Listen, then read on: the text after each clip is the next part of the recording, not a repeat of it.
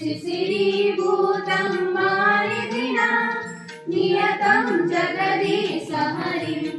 विमलोत्तरभूतलवसतिं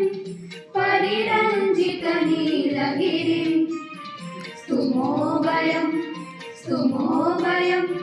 विश्रुतवाणीनिलयम्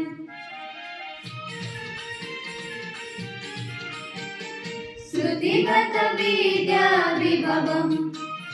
श्रुतिदर्शनशीर्षाप्रभवम् बहुविधकाव्यपुराणसुरसितं व्याकरणादिविलसितम्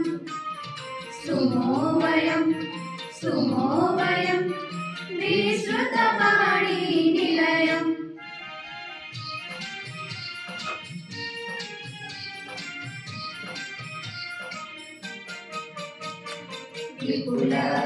विपुलग्रन्थालयं महागलेखविगतिचयनं कीर्तितभारतसंस्कृतिचरितं ज्ञानान्वेषणनिरतम् स्तुमोभयं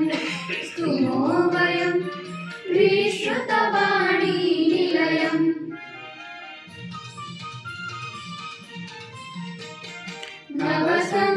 नवसङ्गणकसुकुशलं गुरुवैज्ञानिकविधिसबलं नीलमहोदधि श्रीकरविशदं सितसिकता